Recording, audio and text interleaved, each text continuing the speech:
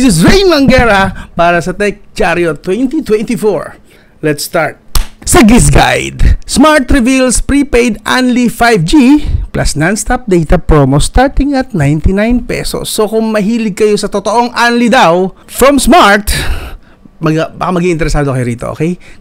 This time included ang 5G at 4G. Hindi na po 5G lang. Basahin natin. Sa Noipy Geeks, Vivo G2 Dimensity 6020 CPU, 90Hz HD Plus screen, 5,000 mAh battery. So may bagong budget smartphone si Vivo. Budget nga ba? Pag si Vivo ang nagsabing budget, tingnan natin yan. Sa Android Authority, Apple suspends latest iOS 17.3 beta after reports of brick iPhones. So yung recent daw na beta update para sa iOS, mga iPhones na pwede makatanggap ng 17.3, nabibrick daw ang phones, nasisira. Alamin din natin yan. Sa Noipy Geeks, PLDT acquires Sky Cable's broadband business for 6.75 billion pesos. So si PLDT nabili na po si Sky Cable. Ano naman kaya ang epekto nito sa mga users ng both PLDT at Sky Cable? Pag-uusapan din natin yan. And finally, sa Noipy Geeks pa rin, LTO is considering requiring all e-bikes to be registered. So lahat ng e-bikes kailangan na ito i-registered. Pag-uusapan din natin yan, okay? Kung interesado kayo sa mga balitang to, let's start. Sa Giz Guide, Smart reveals prepaid only 5G plus non-stop data promo. Emphasis natin dun sa non-stop data promo starting at 99 pesos. Okay? Ito po ay sa panulat ni Peter Jan PJR Ikogo. Okay, so pag-usapan natin, ito yung kanilang parang pinaka-banner. Prepaid 3 days only 5G non-stop 149 pesos lang. 3 days po ito 3 days na only internet 150 pesos, sabihin natin 150 pesos. And then sa postpaid, actually damay din naman dito ang postpaid. Sa postpaid naman 12 months only 5G and more with signature plans, basta plan 999 pataas. Okay? So only naman 12 months buong taon, basta plans 999 pataas. Okay? So, ang cover dito is actually dito may nakalagay dito hanggang, para ano ko lang sa inyo, baka sabihin nyo hindi ito available. Supposedly dapat available, but ito sa base rito, so ito naka-zoom na natin. Ito. So makikita nyo rito, malabo pa rin. Ang promo po na ito, itong only, okay? Promo duration for only 5G with non-stop data runs from December 20. So nag-start na siya noong December 20 pa. Matatapos siya hanggang June 30, 2024. So kung ako sa inyo, samantalahin nyo ito kasi hindi ito permanent, okay? Hanggang June 30, 2024 lang po ito. And sa mga postpaid plan naman na only 5G, hanggang March lang 31, 2024. So mas mabilis matatapos sa kanila. Ngayon, 5G lang ba makikinabang rito? Base rito sa article ni Boss Peter Jan PJR Ikogo, the promo is called only 5G plus non-stop data. Unlike other unlimited 5G, so hindi daw ito kagaya ng ibang mga unlimited 5G na for prepaid, it provides non-stop data even if the user moves to a site without 5G. So even nasa 4G area lang kayo, walang 5G, gagana pa rin daw po ito. Okay? Sabi dito, even if the user moves to a site without 5G. So mag-work din ito sa mga 4G signals. Okay? This is the first and only offer of its kind in the market. So si Smart pa lang daw meron ganito.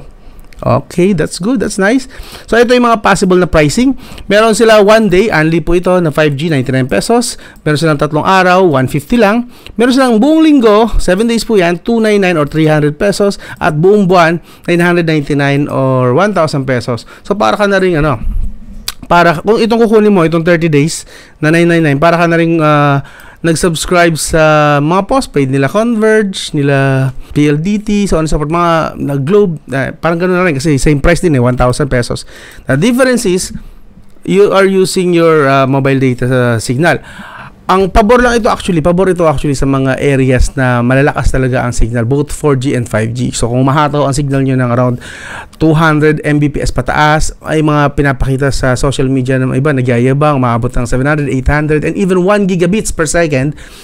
Good na good po sa inyo ito. Kung ganun po ang signal sa inyo, ganun kalakas, I would recommend na mag-avail kayo nito. Pero sa mga area na medyo napakahirap pa maka 1 MB man lang. So alanganin ito, I wouldn't recommend this to you. Pero kung gusto nyo pa rin, yes, available po siya hanggang June 30 sa mga prepaid users. And of course, just make sure that you have a 5G ready smartphone to enjoy this promo to the fullest. Kung gusto nyo ma-enjoy talaga siya to the max, the fullest, mas maganda 5G pa rin talaga ang smartphone nyo.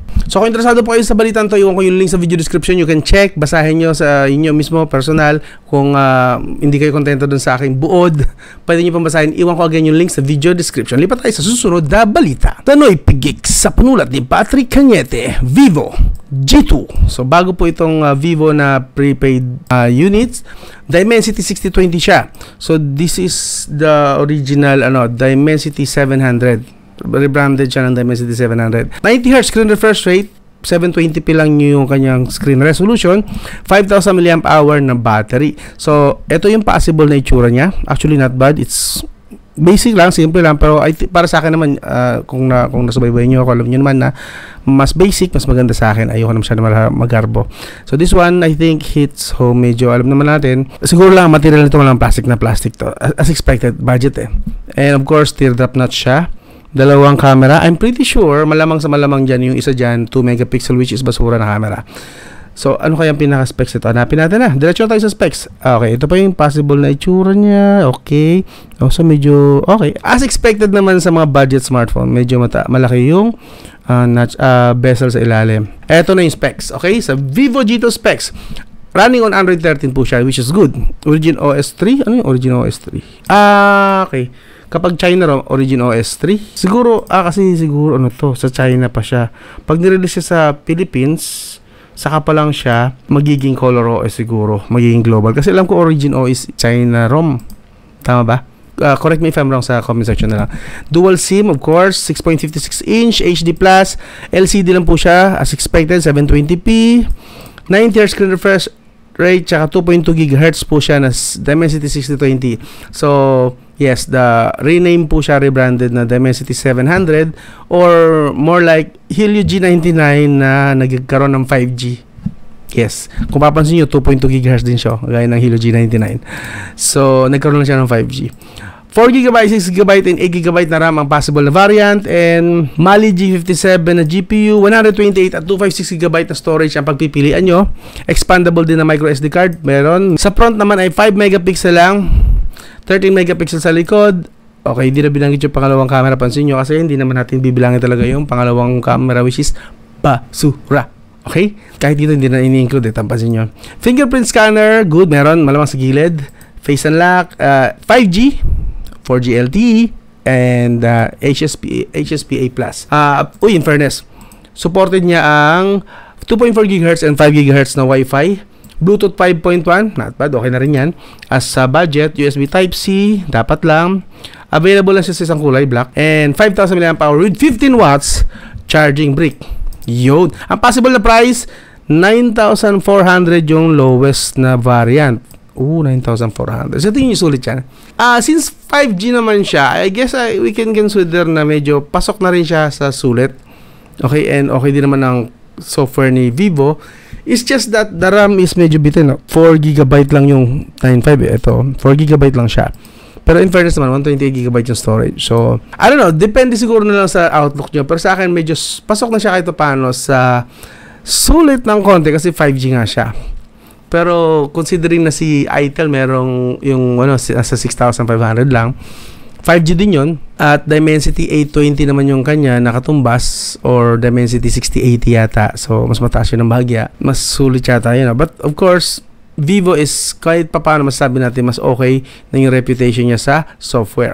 So I guess okay na rin. And the rest of the price, 11,700 for 6GB, 128GB, 12,500 para sa kanilang 8GB, 128GB, and 15,000 pesos sa 8GB, 256GB storage. Dito sa part na to, pag akyat na ng 12,500, dito sasabihin ko hindi na siya sulit. Okay, kasi sa ganitong price, sa 12,500, makakabili ka na ng iQOO Z8, which is, I believe, Dimensity 8200 yon, which is gaming yon, and AMOLED yon, and what else and what not. And then going sa 15,000, marami ka nang bibili, may Poco X series ka na eh.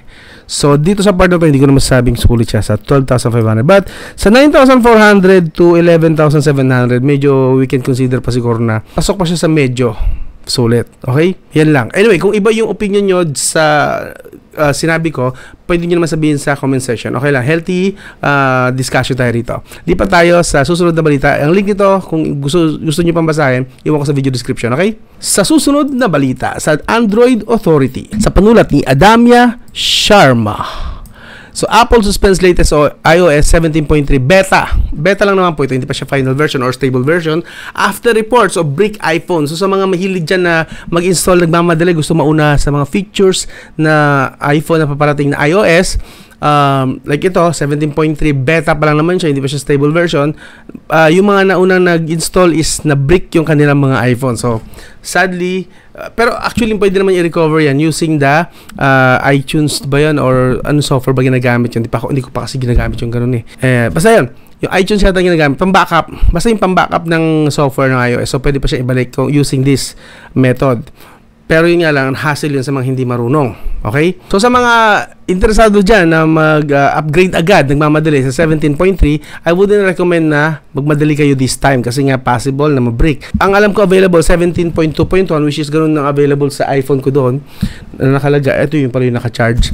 Actually, mag-iisang linggo ko na siyang gamit, yung 17.2.1. Okay, stable siya, goods din naman ng battery life. So, okay yon. Pero wag muna kayong aakit ng 17.3. Hayaan yung mauna muna yung maraming tao. Pagka-release ng stable version ng 17.3 na iOS, maghintay kayo ng at least 2 weeks bago kayo mag-install. Pakiramdaman nyo muna kung marami magre-reklamo na na-brick yung mga phones nila.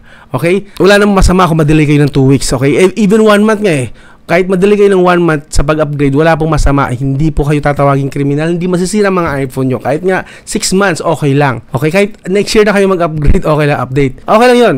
Hindi po kriminal kung di kayo nagmamadali mag-upgrade ng iOS.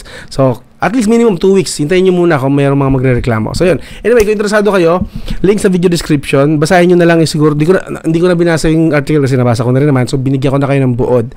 So, yun po. Anyway, iwan ko yung link nito sa video description. Lipat tayo sa Noipigix sa panulat ni Noipigix pa rin. So, walang nakalagay na author dito. So, anyway, basahin na lang natin. Ito, medyo ano to eh. PLDT acquires Sky Cable's broadband business for 6.75 billion pesos. So, one of the siguro effect ng pagkawala ng station talaga na walang main or mother stations ABS-CBN is yung kaya siguro nagbebenta na sila ng iba ng mga properties. This one is pag-aari po kasi ng ABS-CBN ng Sky Cable.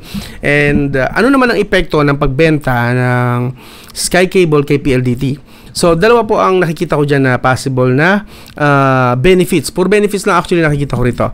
Unang-una, mas mag-expand ngayon yung network, yung mga mga equipment nila, mga hardware nila sa buong Yung mga gamit kasi ni Sky Cable, pwede nang gamitin ngayon ni PLDT. So that means mag-expand yung kanilang services using the infrastructure na iniwan na ginagamit ni Sky Cable.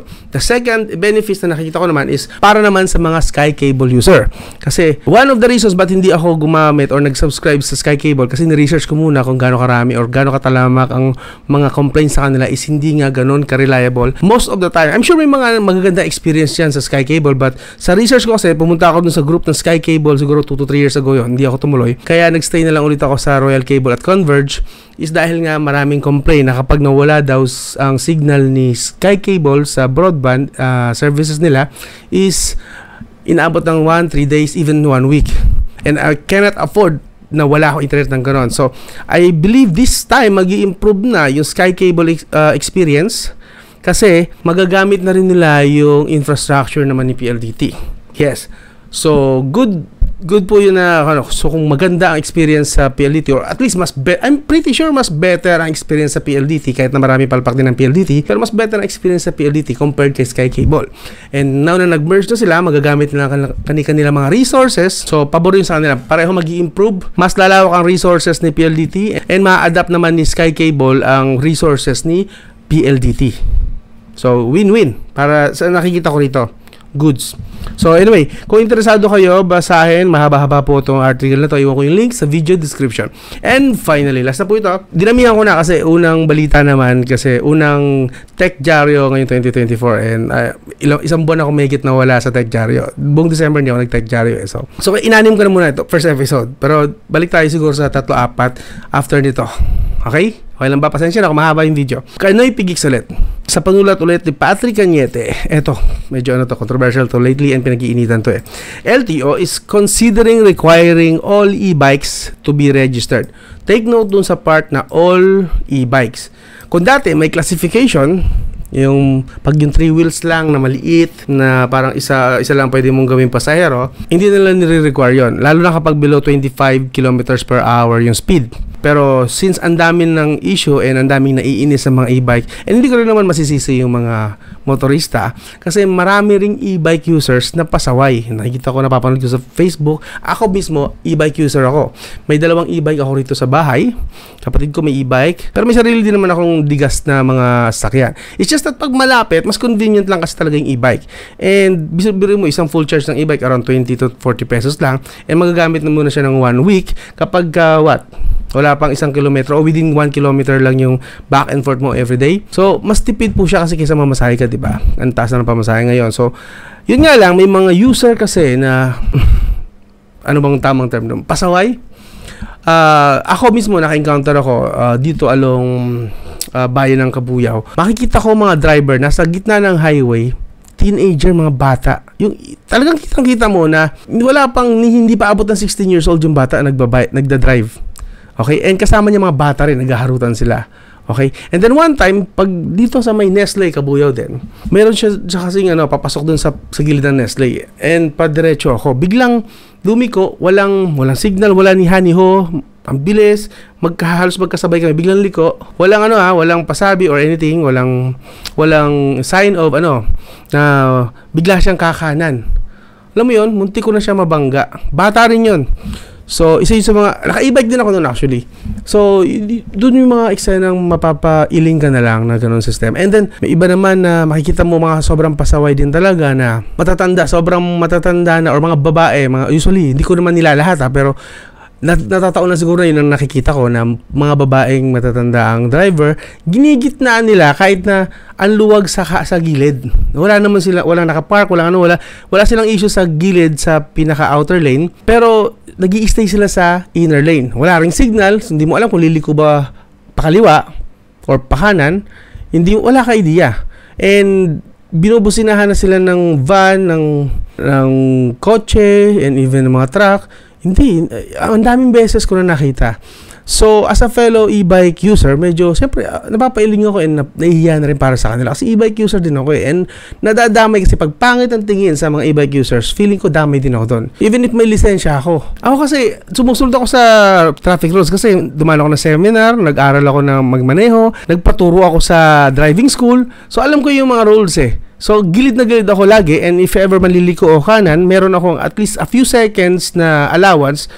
Magsisignal muna ako bago ko gawin yung liko. And of course, at that time, gumagamit tayo ng side mirrors and so forth. Pero marami talagang e-bike user na sobrang pasaway na nadadamay kaming mga matitinong e-bike users. And this time, haba ng litanyang yun, di ba? Pero this time, ito nga, it's no secret that e-bikes have brought up new issues to the already chaotic Philippine roads. Due to the lack of regulations that other 2-wheel and 4-wheel vehicles have, many e-bike riders aren't required to have valid driver's license. Sapat to kasi porke wala silang walang mga lisensya, walang rehistro, ang lakas mga asar kasi paano mo i-report yun? Walang rehistro, walang plaka. Okay, nagpasaway or may ginawang kalokohan sa kali, paano mo i-report? Walang plaka. Anong i-report mo? E-bike na pula na ganito lang. Hindi mo alam kung saan nakatira yon. So, wala pagkakakilanlan yung e-bike kapag may ginagawa silang katarantaduhan.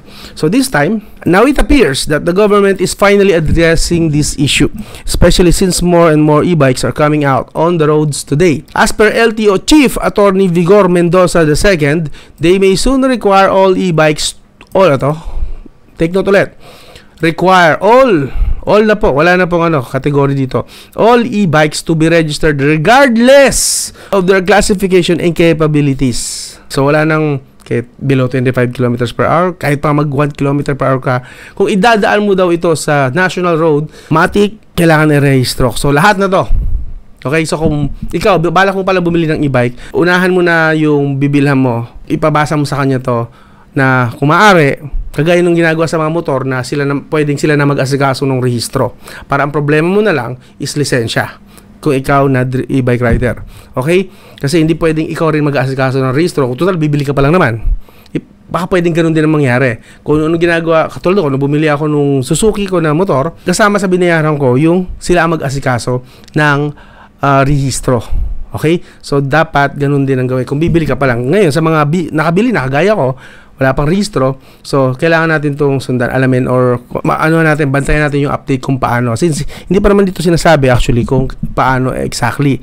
Pero mangyayari na to kasi pinag-iinitan nga mga e-bike users dahil nga doon sa mga lumalabas ng mga videos na mga pasaway ng mga e-bike, hindi marunong mag-park, lagi nasa gitna, hindi marunong gumamit ng side mirror, hindi marunong gumamit ng signal, etc., etc., etc. Currently, the law states that e-bike that only run up to 25 kilometers are not required to be registered. However, Mendoza said that they'd like to deviate from that thinking and they are currently preparing a proposal. Preparing a proposal that even if the e-bike doesn't reach such speed, kahit hindi na po 25 kilometers ang kayang speed, kahit mas mabagal pa doon, if it is being used on national highways like EDSA and the operator is a minor, lalo na pag minor, ito yung pinakakinaiinisan ko na experience sa lahat kasi ilang beses ko na experience to. Mga minors ang nagdadrive sa highway at nasa gitna rin sila at kaskasero pa mag-drive. Mga pasaway, promise. And tingin ko dapat ikulong dito yung mga magulang kasi hinahayaan nilang gawin yon. Pag namatay yung anak nila, sabihin, mabait po yan, ito po Gcash ko, mabait po yung anak ko, binangga po ng truck. Unfair po dun sa na perwisyo. Kasi pinag-drive yung minor de edad, wala namang alam sa rules ng kalsada. So, ang mangyari, kasalanan nung nakabangga na nakakotse, nakatruck, or kung ano na may mga lisensya at diba? Maiinis ka na lang din talaga. Biro mo, ako e-bike user mismo ako. 2 e-bike ko pero ako mismo aminado na nakakainis talaga makakita ng ganitong mga eksena. We shall learn more about the proposed rule as the LTO irons out the details. So soon na po yan. Abangan nyo yan. Bago matapos ang taon na to, I think may implement na yan for all na to. Para sa lahat. So yun, I hope naging informative po itong video na to. And in a way, kahit alam ko naglita niya ako, I'm pretty sure naman lahat ng balita rito, itong 6 na 1, 2, 3, 4, 5, 5 lang pala. 5 mga balita rito is at least good news, no? Kung nagustuhan nyo yung mga ganito ang klaseng pagbabalita, actually hindi mo ang balita to eh, nakikichismis lang tayo kasi may mga balita naman na, mga legit na mga journalist ang binabasa natin. Tayo, nang chichismis lang. Binabasa ko lang sa inyo yung mga feeling ko magiging interesado rin kayo ng mga balita dito na may kinalaman sa tech. And ito po yan, Tech Diaryo.